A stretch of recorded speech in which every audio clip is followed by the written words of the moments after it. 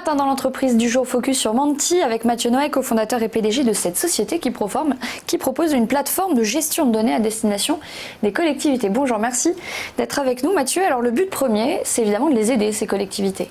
Voilà.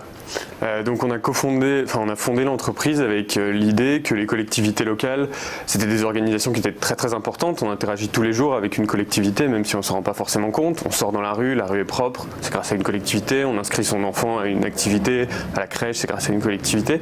Et donc en fait, on est convaincu qu'il faut que ces organisations aient les meilleures informations possibles pour prendre les meilleures décisions possibles. Alors pourquoi est-ce que ça ne suffit pas ce qu'elles ont pour l'instant, ces collectivités, les mairies par exemple? Alors, dans une mairie, la digitalisation, la numérisation des processus s'est plutôt bien passée. À l'heure actuelle, par exemple, vous allez chercher votre carte d'identité, vous êtes dans un logiciel, il n'y a pas de souci, tout est assez bien dématérialisé. Sur tout le territoire, ça vous avez Sur tout le territoire, globalement. Même les petites communes, ça a été assez bien regroupé pour que vraiment elles aient des outils numériques.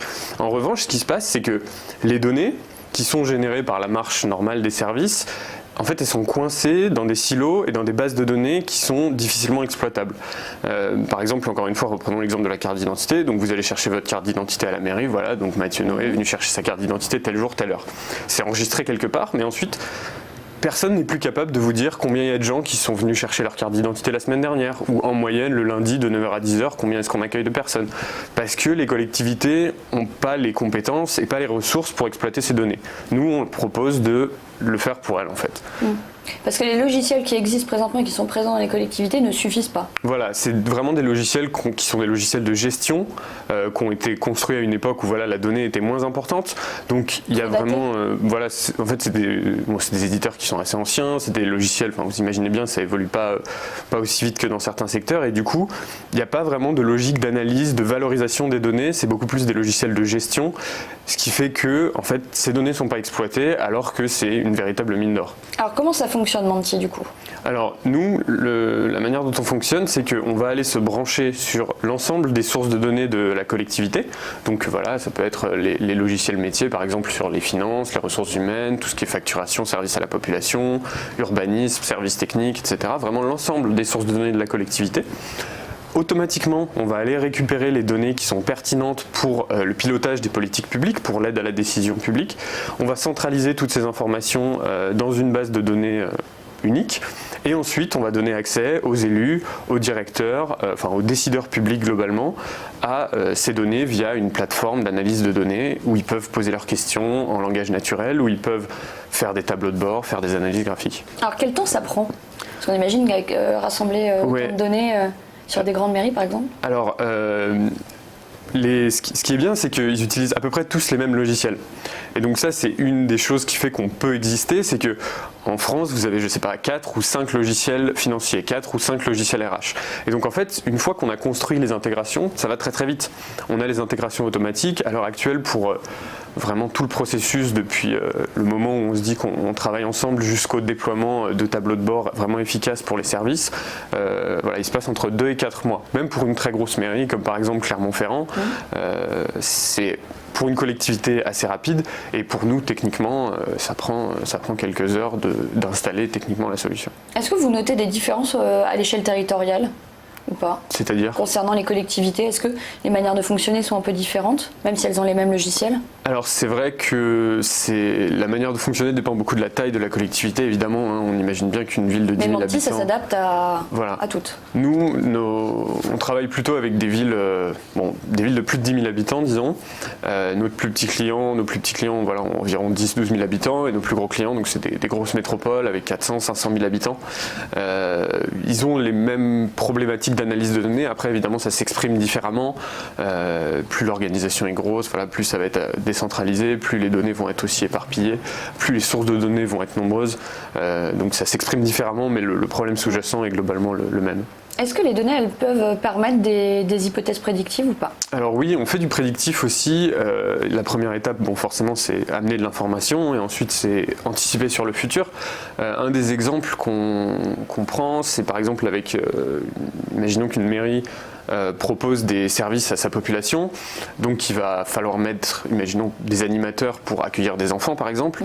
Le problème qu'ils ont, c'est que les enfants s'inscrivent, Et ensuite, c'est difficile de prévoir s'ils vont effectivement venir ou pas. Donc on se retrouve avec, par exemple, des centres où il y a trop d'animateurs par rapport au nombre d'enfants. Et inversement, des centres où il n'y a pas assez d'animateurs et on est obligé de refuser des enfants. Donc nous, notre plateforme, elle inclut cette dimension prédictive-là qui permet typiquement d'assigner les animateurs au bon centre et donc d'améliorer la qualité du service public sans augmenter les ressources ou sans supprimer de postes. Est-ce que vous pouvez nous donner encore un exemple concret des services que vous proposez, par exemple récemment, ce qui a pu se passer dans vos collaborations? Alors, donc ça, effectivement, l'exemple du dispatching des animateurs, c'est un exemple concret qu'on a fait avec la mairie de Vauréal. Autre chose, toujours pareil, dans le domaine des services à la population et de adapter le service public à l'usage, ils proposent un accueil pré- et post-scolaire. Donc voilà, avant l'école et après l'école, vous déposez vos enfants si vous devez aller travailler ou quoi que ce soit. Et donc, les enfants arrivent, ils badgent et ensuite ils démarrent l'école. Le problème qu'ils avaient, c'était que dans le logiciel métier, ces données-là sont bien enregistrées, on sait à quelle heure l'enfant est arrivé, a priori on sait à quelle heure il part aussi. Le problème, c'est qu'ils ne pouvaient pas dire combien d'enfants étaient là sur la tranche 7h, 7h30, sur la tranche 7h30, 8h, sur la tranche 8h, 8h30.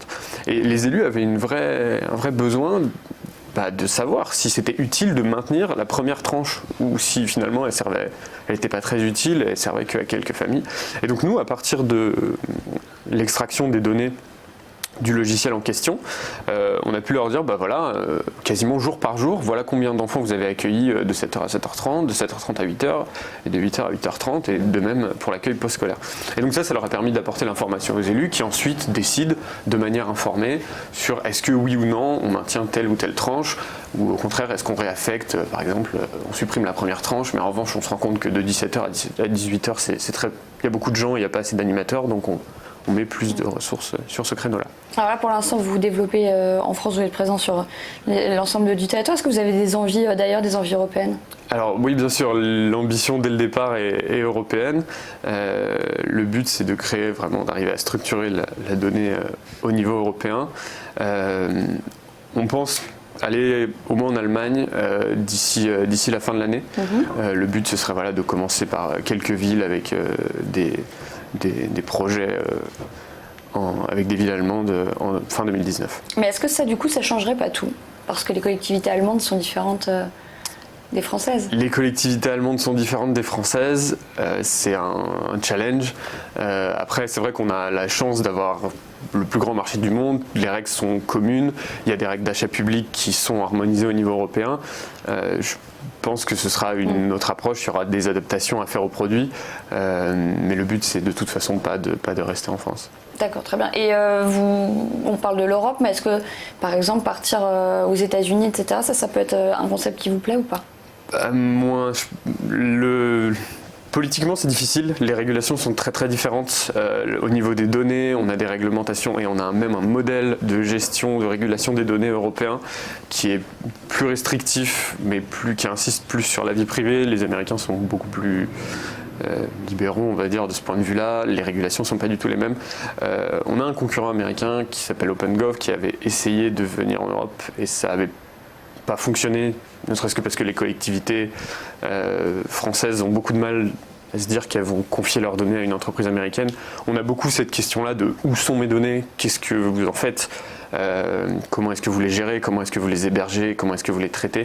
Et je pense que séparer les activités entre l'Europe et les États-Unis, c'est important.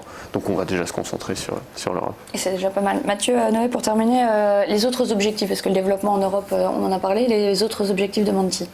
Alors dans l'année qui vient, hormis le développement européen, il y a vraiment l'expansion en France au maximum, couvrir la plus grande partie du territoire possible avec le plus grand nombre de collectivités possible et la construction d'une extension au produit actuel. À l'heure actuelle, on fait simplement de l'analyse de données assez globale.